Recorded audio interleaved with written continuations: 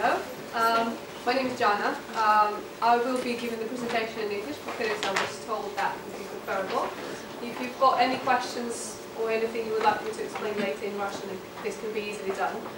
I work for British study centres, work with language schools in the UK, but as you have seen, my presentation is not remotely related to it at all. Try not to make it boring. There's nothing academic about it. I'll actually try to give you advice. I hope it will help. If it doesn't, my bad.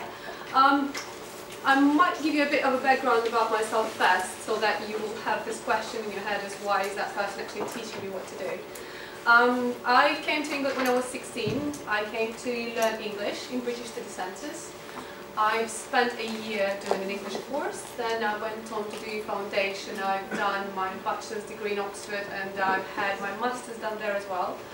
I then came over to British study centres again for a summer job, which was open for about a 3-month period.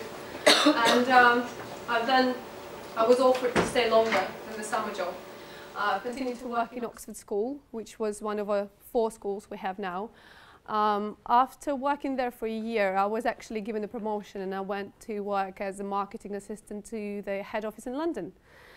A year after that, I've done, I think, all the steps all the way up. I've been the marketing assistant, then I became a marketing executive, then I was a marketing manager, and now I am the marketing director for the CIS countries in the school. So there are 14 schools, so it's quite a big project. My department is the biggest now whatsoever. Just to show you a timeline, it's been 5 years since the beginning of my work in the company, and within 5 years, I presume I've done quite well. That's what I try to tell myself every morning when I wake up.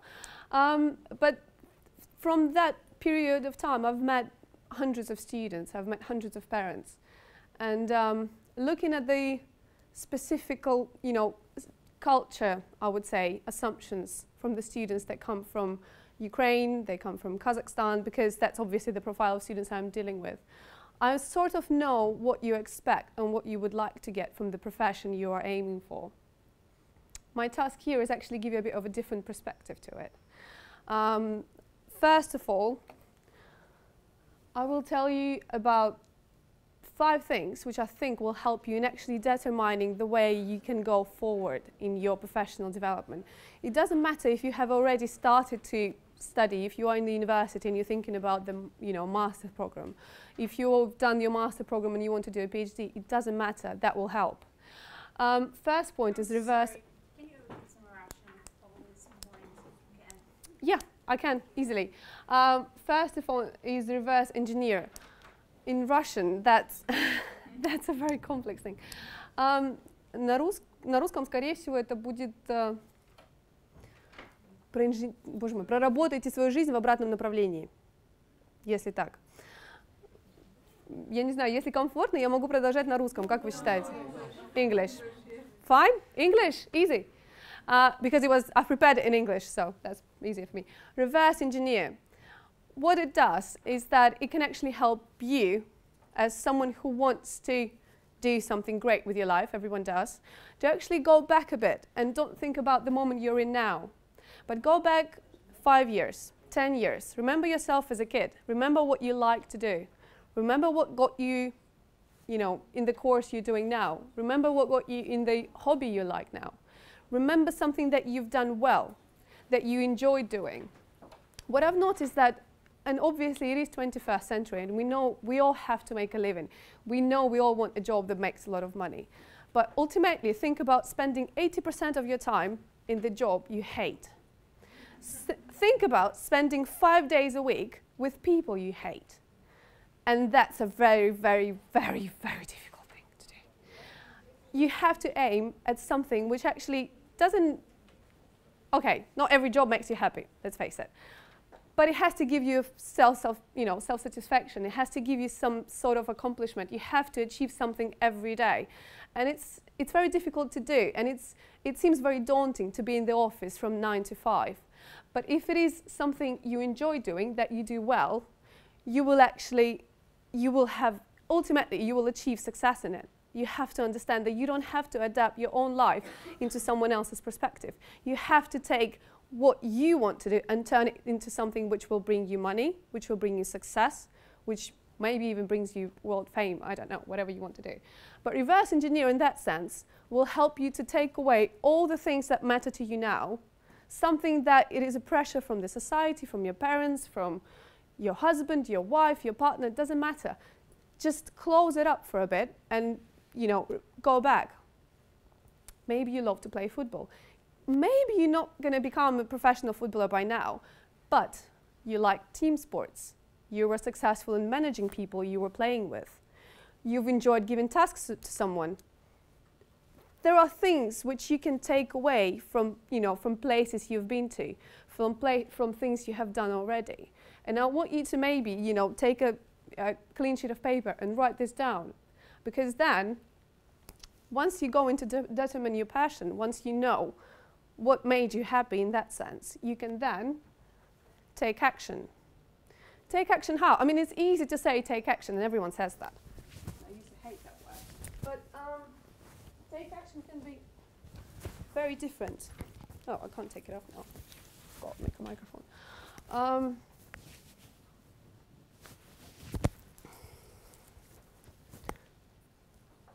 We need to understand that the world is changing.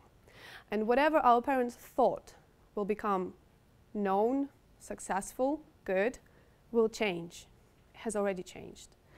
So we all know that it's a good sense to listen to your parents and think about what they want you to do. But don't let anyone else's perspective on you and what you do well become the goal of your life. Try and make it your own. Take action in that sense. Doesn't mean you don't listen to anyone, doesn't mean you don't take common sense as an answer to it. But there are so many resources now, there are hundreds of it, where you don't even have to be in one place to actually get an experience from it. There are lots of online resources. I will give you a list of websites which I think you must visit to actually go and read about it. There are hundreds of projects which are international, which are volunteering, which are simply Sunday, Saturday work, anything. Use your parents. Get them to introduce you to people you are interested in, industry-wise. Get them to go and see the workplace you might be thinking of working for in the future. Go and visit the university you want to study for. Go and visit the faculty. Talk about it first. Give yourself time. Don't just decide about something in one day that will make up, you know, whole of your life.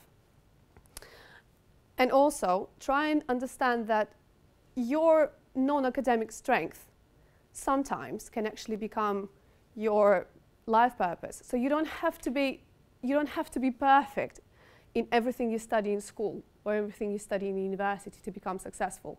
It doesn't mean you don't have to study, you do.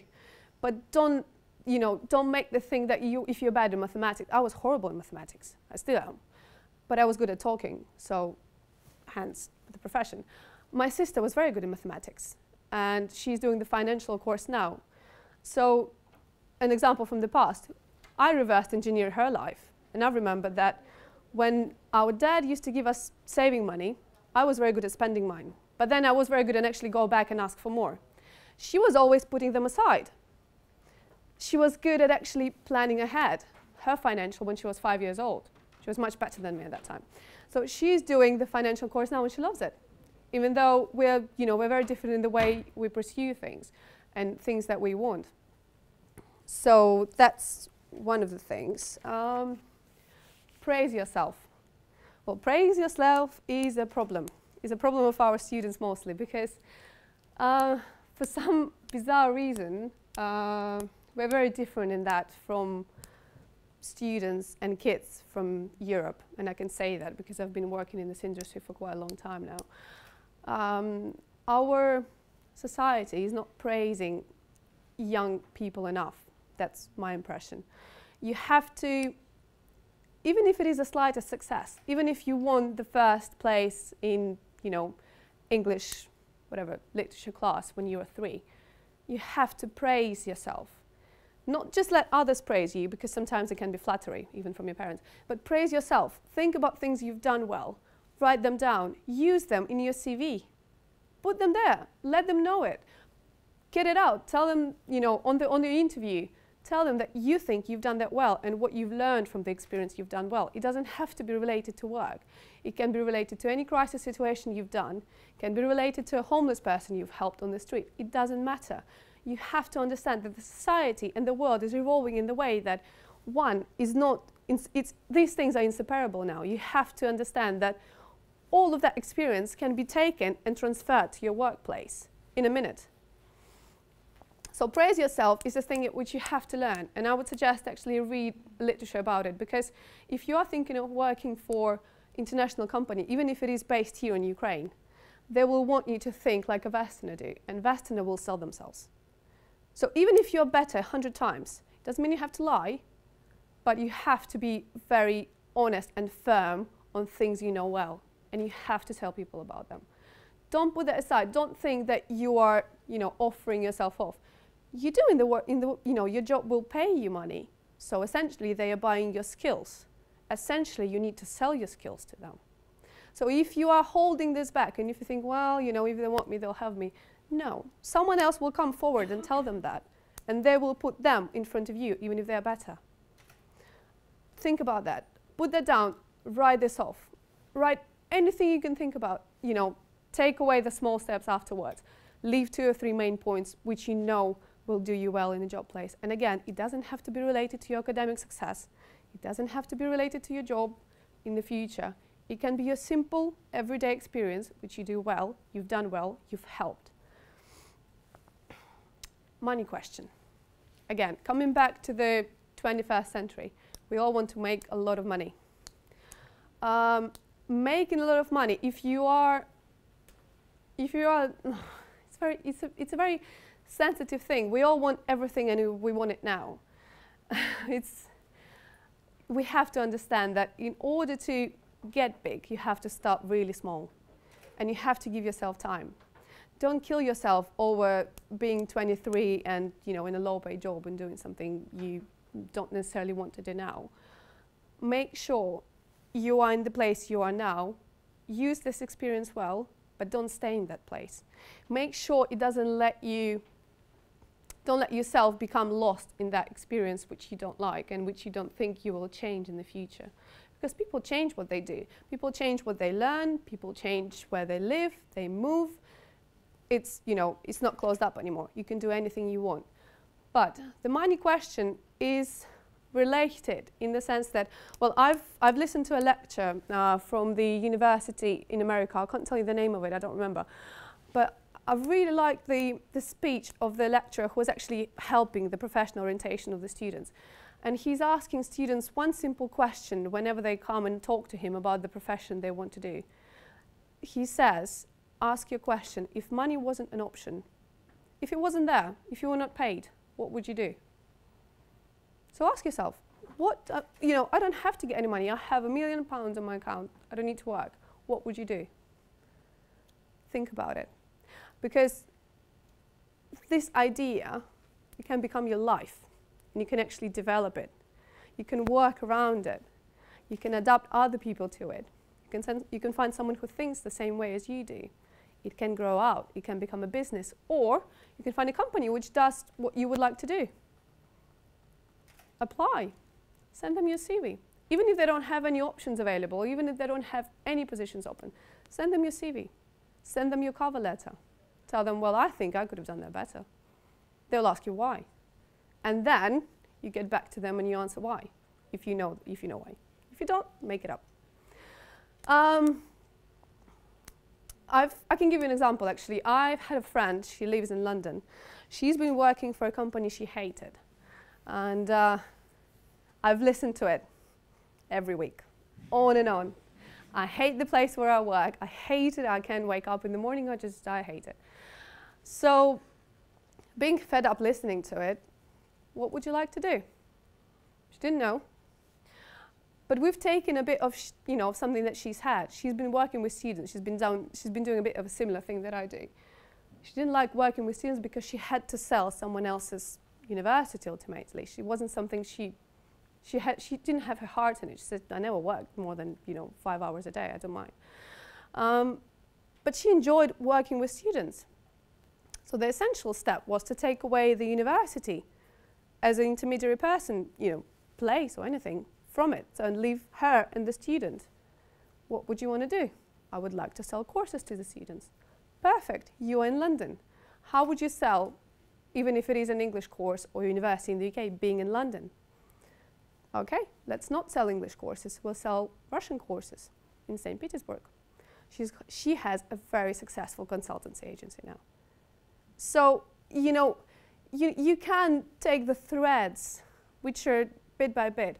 You may take some time. You have to give yourself time, and you have to give other people time. You have to give yourself a belief, probably, a belief in something that you know you will do. Don't let it become the crazy idea that you want to, I don't know, create an alternative energy or something.